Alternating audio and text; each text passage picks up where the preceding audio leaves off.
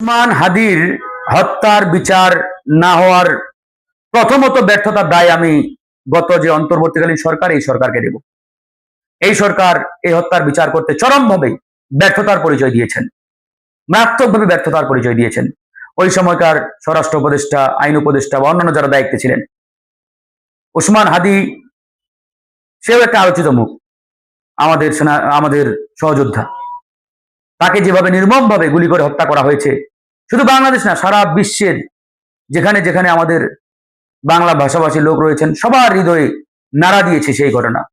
আমাদের প্রত্যেকের প্রত্যাশা ছিল, আশা ছিল যে অন্তর্বর্তীকালীন সরকারের আমলেই এই ঘটনার বিচার হবে।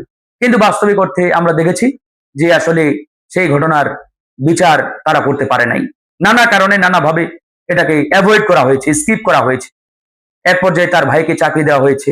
মানে এই ঘটনাটাকে কেন জানি তারা একটু আড়ালে রাখতে চায়। এখানেই আসলে অনেকের সন্দেহ, সংশয় যে কোনো না কোনো ভাবে আবার সরকারের বা ওই সময়কার দায়িত্বশীলদের কোনো সংশ্লিষ্টতা আছে কিনা, এটাও আমাদের ভাবাই। তো আমি যেহেতু বর্তমান প্রেজেন্ট বিএনপি নেতৃত্বাধীন সরকার, এই সরকারের কাছেও আহ্বান জানাবো যে অতি দ্রুত হাদি হত্যার ঘটনার একটা সুষ্ঠু তদন্ত করে আপনার জনগণের সামনে সেটা প্রকাশ করুন, এবং এই ঘটনার সাথে যারা জড়িত তাদের প্রত্যেকের বিচার অবশ্যই হতে হবে। আমি বিএনপি সরকারের প্রতি আহ্বান জানাবো, আপনারা অন্তত এই উদারতার পরিচয়টা দেন যে হাদি হত্যার বিচার অন্তর্বর্তীকালীন সরকার করতে পারে না, কিন্তু বিএনপি সরকার করেছে। আমি বিশ্বাস করি জনাব তারেক রহমান সাহেব যদি উদ্যোগ নেন এবং নির্দেশ দেন, এই ঘটনার বিচার অল্প সময় হবে ইনশাআল্লাহ। এটা আমার দৃঢ় বিশ্বাস। কারণ এখন পর্যন্ত তারেক রহমানের প্রতি জনগণের একটা আস্থার জায়গা আছে।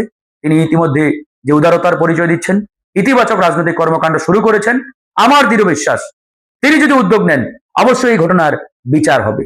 আমরা চাই এই ঘটনার বিচার হোক।